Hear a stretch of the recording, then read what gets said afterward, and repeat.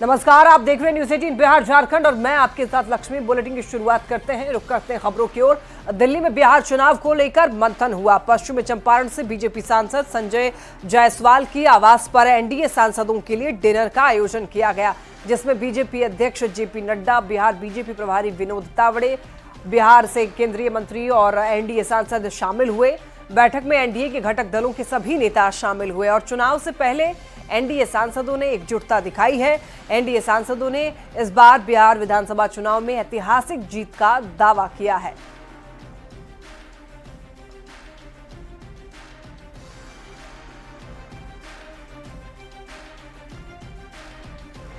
बिहार के एनडीए सांसदों का डिनर कार्यक्रम के जरिए चुनावी मंथन भी यहां पर किया गया है।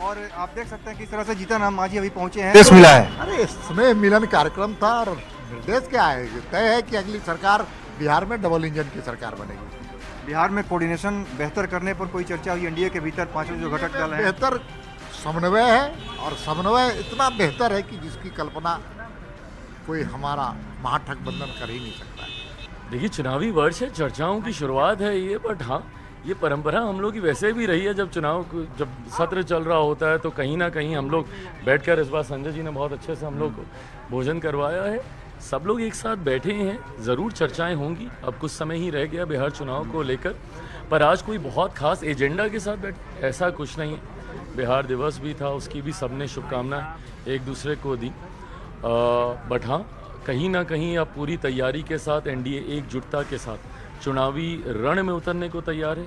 एक ऐतिहासिक जीत के साथ पुनः इस बार डबल इंजन की सरकार बिहार में बनने जा रही है। 225 का नारा आप लोग दे रहे हैं, उसको चरितार्थ करने के लिए, उसको एक्शन में लाने के लिए क्या आप लोग? ये नारा नहीं, ये हकीकत है, और इस हकीकत ये परिणामों में बदलेगी। ये विश्वास उपचुनाव से आता है। उपचुनाव जो 4 सीटों पे हुए, जिस तरीके से 100% स्ट्राइक रेट एनडीए के हर एक प्रत्याशी का उसमें रहा, और कुछ ऐसी सीटें हम लोगों ने जीती जो एनडीए लंबे समय से नहीं जीता था, ये अपने में द्योतक है, दर्शाता है कि इस बार हम लोग एक बड़ी जीत की ओर अग्रसर हो रहे हैं। इतना परफेक्ट चुनाव की तैयारी की शुरुआत हो गई, इतना परफेक्ट कोऑर्डिनेशन है एनडीए का। आप लोकसभा चुनाव में देखे, बाय इलेक्शन में देखे, और अभी पूरे बिहार में एनडीए का जिला वाइज मीटिंग हो रहा है। इससे परफेक्ट कोऑर्डिनेशन तो कभी था ही नहीं। एनडीए डबल इंजन की सरकार जो काम कर रही है बिहार के लिए, वो अनप्रेसिडेंटेड है। आज तक इतना काम नहीं हुआ। दोनों बजट में आप लोगों ने देखा कि जिस तरह बिहार का ध्यान रखा गया है केंद्र से, और आदरणीय मुख्यमंत्री नीतीश कुमार जी पूरी प्रगति यात्रा में हर एक जिला में गए और हर एक जिला में वहाँ की जो समस्या थी उसके निदान का रास्ता निकाला। कैबिनेट हो गया, टेंडर हो गया, उस पर अब काम शुरू हो जाएगा। तो बिहार में तो अभी काम के अलावा कोई बात ही नहीं हो रहा है। वक्फ संशोधन बिल के खिलाफ मुस्लिम संगठनों के प्रदर्शन में आरजेडी अध्यक्ष लालू प्रसाद और तेजस्वी यादव पहुंचे। तेजस्वी यादव ने कहा कि सब लोग साथ होकर अगर लड़ेंगे तो इंशाल्लाह जीत हमारी होगी। इस पर बीजेपी के नेता निशाना साध रहे हैं, तुष्टीकरण करने का आरोप लगा रहे हैं। अगर एक होकर के हम लोग लड़े तो इंशाअल्लाह हम लोगों की जीत तय है। विधानसभा चुनाव को लेकर बिहार में सियासी बिसात बिछाई जा रही है। हर उस वर्ग और जाति पर दांव लगाया जा रहा है जो चुनाव में वोट दिला सके, तो ऐसे वर्ग भी राजनीतिक दलों पर दबाव बनाने में जुटे हैं। वक्फ संशोधन विधेयक 2024 के खिलाफ अपनी आवाज बुलंद करने के लिए all India Muslim personal law board और देश भर के प्रमुख धार्मिक सामाजिक मुस्लिम संगठनों के सदस्य पटना में जुटे। मुस्लिम संगठनों ने विरोध किया तो राजनीतिक दल भी उनकी सहानुभूति हासिल करने की कोशिश में जुट गए। आरजेडी अध्यक्ष लालू प्रसाद और तेजस्वी के साथ ही एआईएमआईएम के नेता एकजुटता दिखाने के लिए गर्दनीबाग पहुंचे। तेजस्वी ने कहा, आप एक कदम चलेंगे तो हम 10 कदम चलेंगे। सब लोग साथ होकर लड़ेंगे तो इंशाअल्लाह जीत हमारी होगी। आप लोग अगर एक कदम चलिएगा तो हम लोग 4 कदम चलने का काम करेंगे और इस कानून को रोकने का काम करेंगे। आप सब लोगों का शुक्रिया। अगर एक होकर के हम लोग लड़े तो इंशाअल्लाह हम लोगों की जीत तय है। तेजस्वी यादव के इंशाअल्लाह कहने पर बिहार का सियासी माहौल गर्मा गया है। बीजेपी ने इसे तेजस्वी यादव की दोहरी मानसिकता करार दिया। तेजस्वी जी, टीका मिटा के टोपी लगा लेना और टोपी लगाने के बाद इंशा अल्लाह करना, आपके कुछ दोस्त लोग कुछ दिन पहले नारा दे रहे थे कि भारत तेरे टुकड़े होंगे इंशा अल्लाह। अब आप भी उसी की जमात में शामिल हो चुके हैं। वैसे बता दें, बिहार में मुस्लिम वोट पर महागठबंधन के साथ एनडीए में शामिल जेडीयू और एलजेपी भी दावेदारी जताती है। पटना में मुस्लिम संगठनों के प्रदर्शन का मकसद जेडीयू और एलजेपी पर दबाव बनाना है और उसी वक्त संशोधन बिल के खिलाफ मुस्लिम संगठनों के प्रदर्शन में तेजस्वी ने इंशाअल्लाह अल्लाह कह के क्या बढ़त बनाने की कोशिश की है, ये भी सवाल है। न्यूज़ 18 के लिए पटना से रवि एस नारायण के साथ ब्यूरो रिपोर्ट।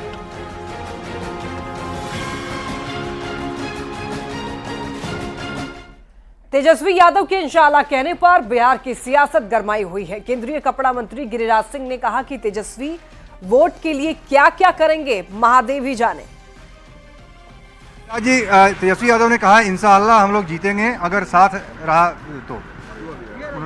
पता नहीं वोट के लिए वो क्या क्या करेंगे महादेव जाने। मुजफ्फरपुर के मीनापुर में इफ्तार पार्टी में आरजेडी विधायक मुन्ना यादव ने खुद को मोहम्मद मुन्ना बताया। उन्होंने कहा कि टीका लगाने या टोपी पहनने पर कोई विवाद नहीं होना चाहिए। मुन्ना यादव ने कहा है कि हम मुन्ना यादव नहीं, मोहम्मद मुन्ना है। मुसलमान हमको मोहम्मद मुन्ना समझते हैं। दरअसल मीनापुर के आरजेडी विधायक मुन्ना यादव ने बीते 23 मार्च को मुजफ्फरपुर के रामकृष्ण उच्च विद्यालय मीनापुर में इफ्तार पार्टी का आयोजन किया था। इस दौरान उन्होंने ये बातें कही। बिहार में हिंदू मुस्लिम पर हो रही सियासत के बीच उनका ये बयान वायरल हो रहा है। भाई जो है मुन्ना भाई कहता है कि मुन्ना यादव नहीं है, मोहम्मद मुन्ना है, सब लोग जानता है। अरे भाई शुरू से हम लोग तो टोपी पहनते आ रहे हैं भाई, क्या दिक्कत है इसमें? बट टीका कर लिया तो कोई बात नहीं है, टोपी पहन लिया तो अनर्थ हो गया क्या? ये साबित करता है कि हम हिंदू मुस्लिम सिख ईसाई आपस में है भाई भाई। बिहार में नेताओं और मंत्रियों के घर इफ्तार पार्टी का सिलसिला जारी है और इसी कड़ी में अल्पसंख्यक कल्याण मंत्री जमा खान के घर इफ्तार पार्टी का आयोजन किया गया, जिसमें सीएम नीतीश कुमार शामिल हुए। सीएम के साथ राज्यपाल आरिफ मोहम्मद खान और कई मंत्री और नेता भी इफ्तार पार्टी में शामिल हुए, जिसकी तस्वीरें आप टीवी स्क्रीन पर देख पा रहे हैं।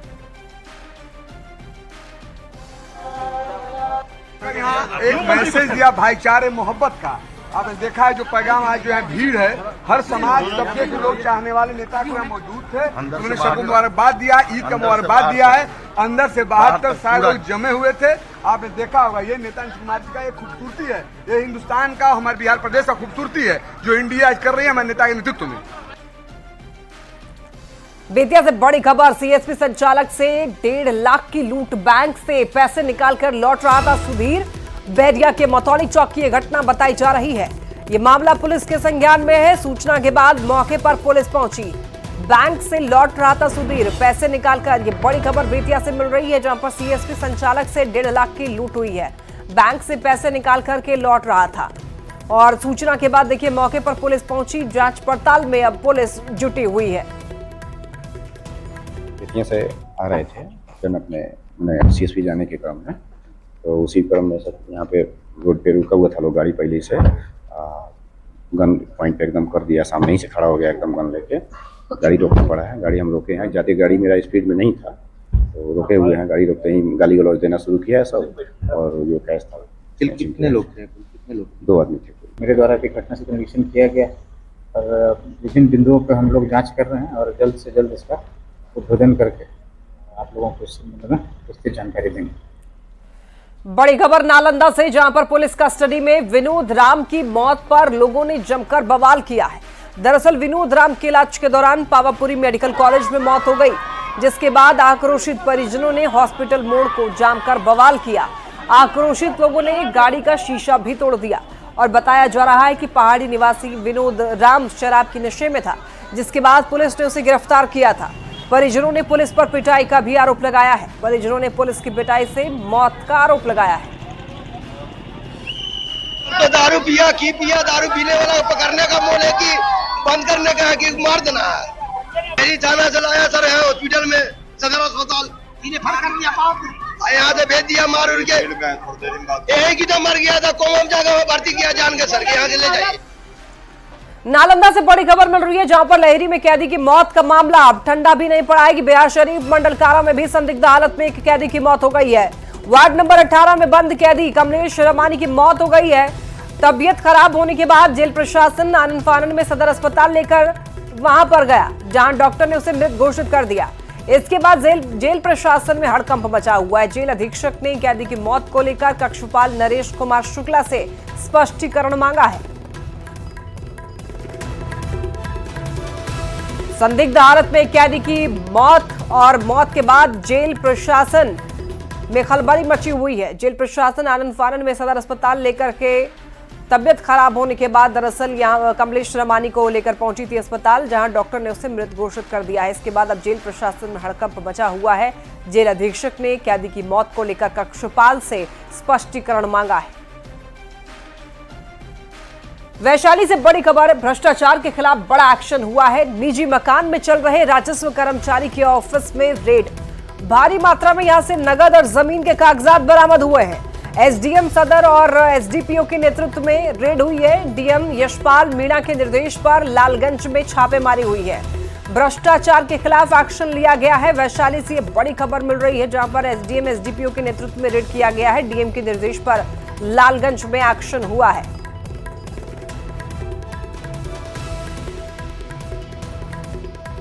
आरा में कल एक सिरफिरे आशिक ने गोली मारकर पिता और बेटी की हत्या कर दी थी और फिर खुद भी गोली मारकर खुदकुशी कर ली। अब इस वारदात से जुड़ा हुआ एक दर्दनाक वीडियो सामने आया है, जिसे देखकर आपका भी कलेजा फट जाएगा।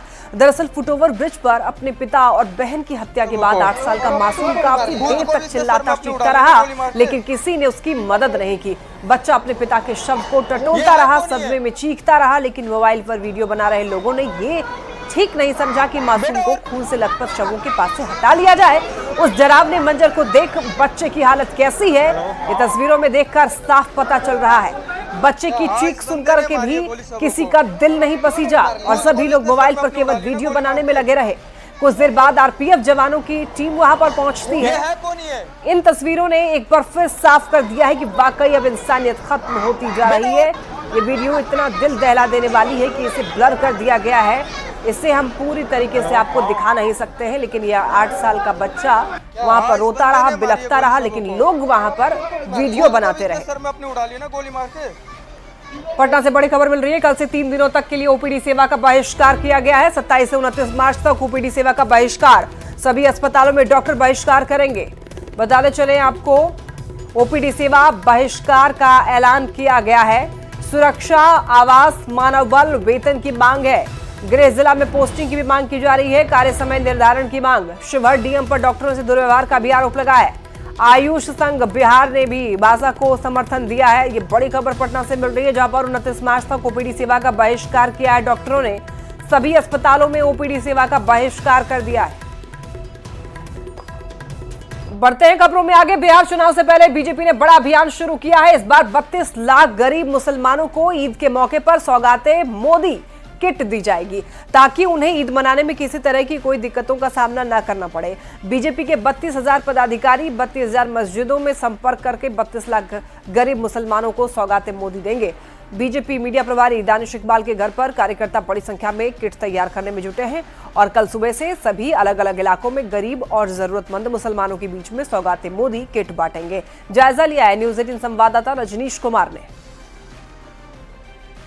तो बीजेपी की तरफ से ईद को लेकर बड़ा तोहफा दिया जा रहा, जिसको लेकर बीजेपी के मीडिया प्रभारी के आवास पर सौगाते मोदी किट तैयार किए जा रहे हैं। यानी दानिश इकबाल यहाँ मौजूद हैं और देखिए यहाँ पर सौगाते मोदी किट तैयार किए जा रहे हैं, जिसे कल से बंटवाने की तैयारी है। ये पूरे प्रदेश में ये अभियान चलेगा, क्योंकि जो ज़रूरतमंद मुसलमान हैं, जो गरीब हैं, वो भी ईद मना सकें और एक दूसरे के साथ खुशियाँ शेयर कर सकें और बधाई दे सकें। तो ये मौका है ईद का। और देखिए कि चांद नजर आने से पहले ये जो कीट है सभी जरूरतमंद और गरीब मुसलमानों के बीच भेंट किए जाएंगे और यहाँ पर तमाम जो कार्यकर्ता हैं वो तैयारी में जुटे हुए हैं। किट में क्या सब है ये तस्वीरों के माध्यम से आप देख सकते हैं। कपड़े हैं, सेवैयां हैं, ड्राई फ्रूट्स है और तमाम जो पैकेट्स हैं उसके थैले तैयार किए जा रहे हैं। जरा बातचीत करेंगे, मीडिया प्रभारी हैं दानिश इकबाल, क्या सब सौगात है इसमें? और देखिए रमज़ान का जो है मुक़द्दस महीना चल रहा है और रमज़ान के बाद जो है ईद की खुशी आएगी, तो जो गरीब मुसलमान हैं, जो ज़रूरतमंद मुसलमान हैं, उनके लिए प्रधानमंत्री नरेंद्र मोदी जी का सौगात है, तोहफा है कि उनकी ज़िंदगी में भी जो ईद इस बार आ रही है वो खुशहाली भरी ईद हो। तो इसलिए हम लोग ईद के दिन जो है वो बड़ा फजीलत माना जाता है कि नए कपड़े हों, खुशबू हो, सेवैयाँ हो, मिठास हो, प्रेम हो, मोहब्बत हो। इत्र भी है इसमें, इत्र भी है, खुशबू है। तो इसलिए हम लोगों ने जो है इसमें साड़ियाँ हैं, लुंगी है और एक किट को आप अभी तत्काल तैयार ही कर रहे हैं जी। ये देखिए, ये जो हमारा किट है, ये सौगात मोदी जो है, देखिए यहाँ पीएम मोदी की तस्वीर लगी हुई है और यहाँ पर ईद की मुबारकबाद है जी। और इसके अंदर देखिए आप, ये महिला, ये जो है ये हमने साड़ी दिया है, ये साड़ियाँ हैं और इसके अंदर जो है लुंगी है, बिल्कुल, जो कि सेवैयाँ है, इसके अंदर शक्कर है और ड्राई फ्रूट्स है, ये सब तरह की चीज़ें हैं। सभी जगहों पे जो है पूरे देश भर में ये चलाया जा रहा है, लेकिन बिहार के अंदर हमने जो है पटना में और दीगर जो हमारे डिस्ट्रिक्ट्स हैं वहाँ पे जो ज़्यादा से ज़्यादा जो ज़रूरतमंद है, जो गरीब हैं, जो पसमानदा समाज के लोग हैं, उन तक ये मोदी का सौगात पहुँचाने का बिल्कुल है। तो ये आप साफ तौर से देख सकते हैं कि आज पैकिंग का काम खत्म कर लिया जाएगा और कल सुबह से वितरण की तैयारी होगी और घर घर ये जो आप देख सकते हैं कि सौगाते मोदी किट है, जिसमें पीएम मोदी की तस्वीर लगी हुई है और इसके अंदर आपने देखा कि साड़ी है, ड्राई फ्रूट्स है, सेवैयाँ हैं, इसके साथ साथ इत्र है। तो रमज़ान का महीना है और कहीं तैयारी में या फिर जो मुबारकबाद है उसमें कोई कमी ना रह जाए खुशियाँ बांटने में, और यही वजह है कि बीजेपी ने पूरी ताकत झोंक दी है। और निश्चित रूप से जो भी कार्यकर्ता अभी जो गरीब मुसलमानों के बीच पहुँचेंगे, उन कार्यकर्ताओं को बताएंगे कि ये सौगात आम ने नहीं बल्कि खास ने भेजा है, यानी पीएम मोदी ने खुशियों का पैगाम भेजा है। कैमरामैन मनीष जुनिया के साथ रजनीश कुमार, न्यूज़ 18 पटना।